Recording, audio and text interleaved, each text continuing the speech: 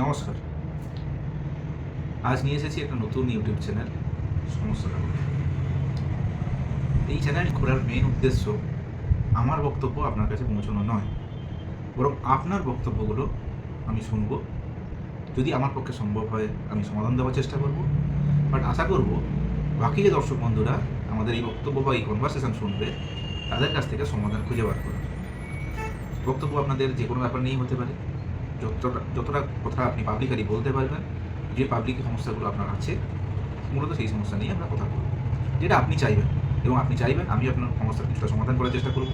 বাকি যারা দর্শক বন্ধু থাকবেন তারাও বলবেন, এবং তাদের এই সমাধানগুলো নিয়ে আমি পরবর্তী নেক্সট যে আমার ভিডিও আসবে সেখানে প্রথম সেগমেন্টে আমি সেই সমাধানটা দেব, এবং বেস্ট 5টা সমাধান বাকি সমস্ত কমেন্টের মধ্যে থেকে খুঁজে আমি বলব। চলুন শুরু করা যাক আজকের ভিডিও। আজকে শুরু হওয়ার আরেকটা কারণ হচ্ছে আমাদের এই জ্বলন্ত যে সমস্যাটা এই মুহূর্তে চারিদিকে আকাশে বাতাসে ঘুরে বেড়াচ্ছে, সেই সমস্যা নিয়ে আমি কিছু কথা বলতে চাই। দেখুন, আরজি করের এই সমস্যাটার কেন, কী, কিসের জন্য, এর পেছনে কারা আছে, এসব নিয়ে তো আপনারা প্রচুর কমেন্ট শুনেছেন ফেসবুকে, সোশ্যাল মিডিয়াতে, ইলেকট্রনিক্স মিডিয়াতে, প্রিন্ট মিডিয়াতে, পাড়ার থেকে, বাসে, ট্রামে, সব জায়গায়।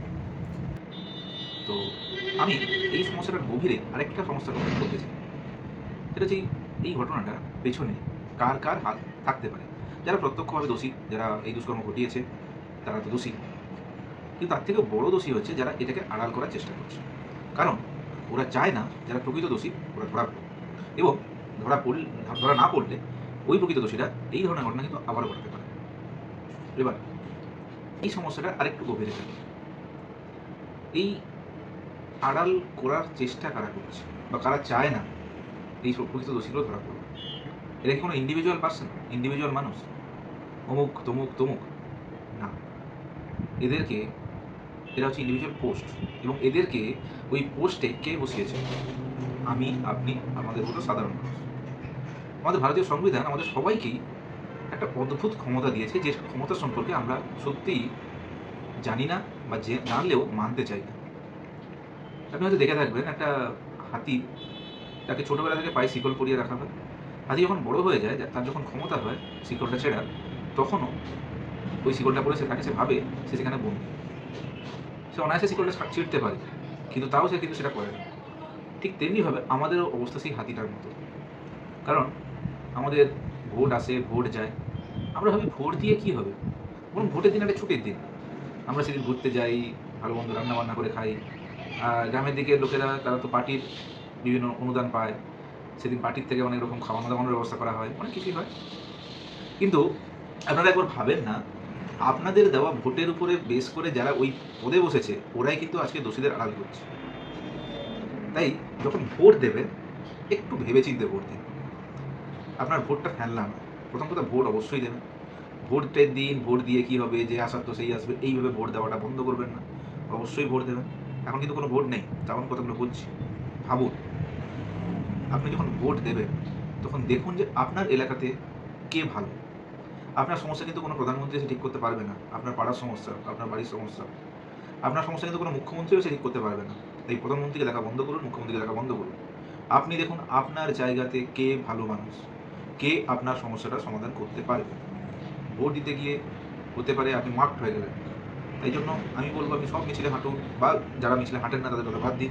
যারা মিছিলে হাঁটেন তারা যে পার্টির মিছিলে হাঁটেন, হাঁটুন। কিন্তু ওই ভোটের 4 দেওয়ালের মধ্যে কিন্তু আপনিই রাজা। সেখানে কিন্তু আপনি ভোট দিচ্ছেন না, আপনি আপনার নিজের ভাগ্য ঠিক করছেন। 5 বছর, আগামী 5 বছর আপনি ওই জায়গাতে কেমন মানুষ চাইছেন, একটা উদাহরণ দিয়ে বলুন। ধরুন আপনি সবজি দোকানে গেলেন, আপনি জানেন একটা পার্টিকুলার দোকানদার খুব খারাপ সবজি বিক্রি করে এবং বেশি দামে। সে পচা আলু দেয়, পোকা বেগুন দেয়, আপনি জানেন। আপনি কি সেই দোকান থেকেই জিনিস কিনবেন, নাকি অন্য দোকানের খোঁজ নেবেন? অন্য দোকান থেকে জিনিস কেনার চেষ্টা করবেন, যে দোকানদার ভালো জিনিস দেয়। একইভাবে ধরুন কোনো ডাক্তার, আপনি জানেন ওই ডাক্তার ওটি করতে গিয়ে মানুষ মেরে ফেলে, বা অনেক এক্সট্রা ওষুধ দেয়, অনেক এক্সট্রা টেস্ট দেয় যেগুলো প্রয়োজন নয়, আপনি জানেন। তাহলে কি আপনি সেই ডাক্তারের কাছে বারবার দেখাতে যাবেন আপনি নিজেকে বা আপনার পরিবারের সমস্ত লোককে? নিশ্চয়ই না। তাহলে আপনার জায়গাতে যে জনপ্রতিনিধি থাকবে তাকে বাঁচার সময় সেই একই লোককে বারবার বাঁচেন কেন?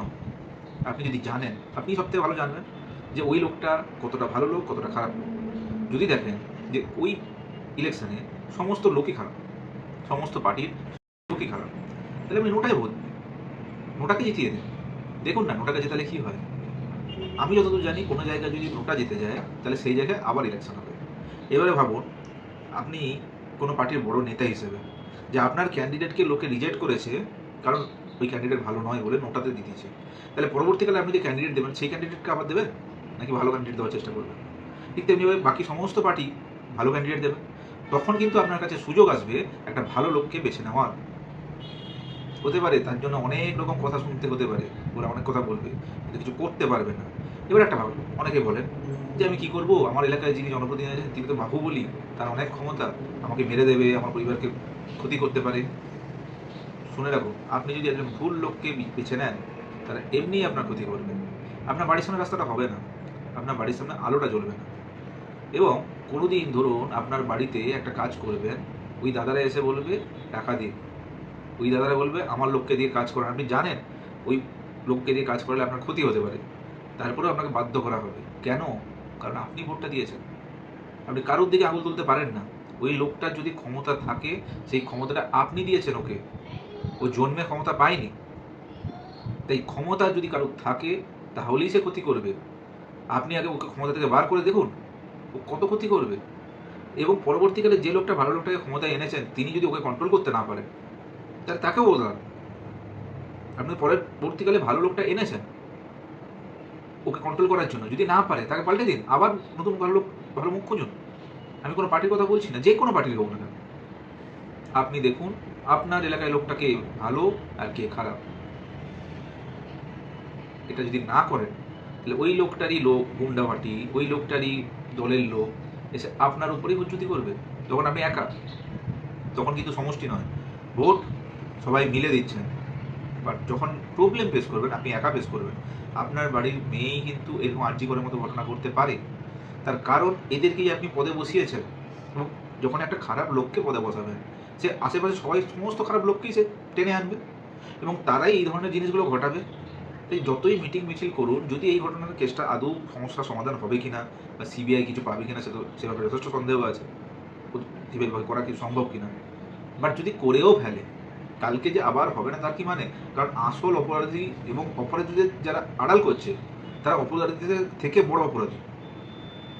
সুতরাং ওদেরকে যদি আপনি না নামান পথ থেকে, ওরা যেখানে বসে আছে সেখান থেকে যদি না সরান তাহলে এই ঘটনা ঘটতেই থাকবে। যে কোনো বড় ডেভেলপ কান্ট্রির সিস্টেমটা কি? কোনো একজন মুখ বা একজন লোককে তারা দেখে নাকি দেখে কে কোন পার্টি কাজ করছে?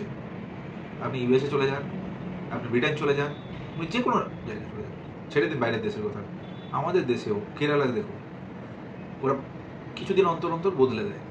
সুতরাং বদলালে ভালো মাথা আসবে, ভালো মাথা এলে ভালো কাজ করে প্রবণতা আসবে এবং সবাই চাইবে যে আমি ভালো কাজ করে ক্ষমতায় থাকি, নাকি আমি ভালো করে প্রেসার দিয়ে, ভালো করে মাংস ভাত খাইয়ে, ডিম ভাত খাইয়ে ক্ষমতায় থাকি।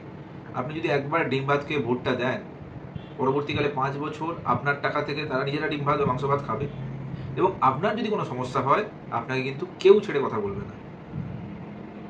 আপনার সমস্যা আপনি কাউকে জানাতে পারবেন না, পুলিশ কমপ্লেন নেবে না, ডাক্তারের কাছে যাবেন, ডাক্তার তো শুনছেন টুকে পাস করেছে, ওই ডাক্তার আপনাকে আপনার বাড়ির লোককে অপারেশন টেবিলে অপারেশন করবে ওপেন করে। আপনি সুরক্ষিত তো? স্কুলের মাস্টার পয়সা দিয়ে পেয়েছে, ওই কিন্তু আপনার ছেলেকে পড়াচ্ছে। যে পয়সা দিয়ে পেয়েছে, যে অযোগ্য যোগ্য আমি সেই ব্যাপারে যাচ্ছি না, একটা অযোগ্য যদি মাস্টারই পড়ায়, একটা অঙ্ক পড়ায় বা স্কুলের মাস্টার যদি হয়, সে আপনার ছেলেগুলোকে কী পড়াতে পারবে? কতজনের ক্ষমতা আছে প্রাইভেট স্কুলে বেশি টাকা দিয়ে মাইনে দিয়ে পড়ানো? আর কেনই বা পড়াবো? তাহলে আমরা সরকার দিচ্ছি, সরকার রেখেছি কেন? আমরা ট্যাক্স দিচ্ছি কেন? কী দরকার এসবের? উত্তর কিন্তু আপনার হাতের আঙুলে আছে এবং সেইটা আমাদের সংবিধান আমাদেরকে দিয়েছে। আপনারা দেখুন, জাগুন। আপনি এ খারাপ ও ভালো এই তর্ক না করে পাড়ার থেকে বসে আগে দেখুন আপনি কি। কারণ আমাদের মধ্যেই কেউ একজন নেতা হয়, তবে সেই নেতাটা কে হবে সেটা যদি আমরা ভোটের সময় ঠিক না করে দিই, খারাপ লোকই হবে, কোনো জায়গা তো খালি থাকে না। সুতরাং ভালো লোক যখনই যাবে, যখনই খারাপ লোককে আপনি নিচে নামাবেন, আপনি যদি খারাপ লোককেই তুলতে থাকেন তাহলে আপনার সাথেই তো খারাপ হবে।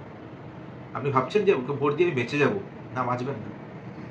আপনার কি রাত্রেবেলা আপনার বাড়ির সামনে যদি আলো না থাকে, আপনি যদি পার্টির এগেনস্টে গিয়ে কোনো কথা বলেন, বাড়ির সামনে আপনাকে গুলি করে দিয়ে যাবে। কোনো কথা বলা দরকার নেই। পার্টির মিছিলে হাঁটুন, মাংস ভাত খান, একই কাজ করুন। কিন্তু ভোটটা আপনি দেবেন যে আপনার জন্য ভালো। সেটা সিপিএম হতে পারে, বিজেপি হতে পারে, তৃণমূল হতে পারে, যে কোনো পার্টি হতে পারে। নমস্কার।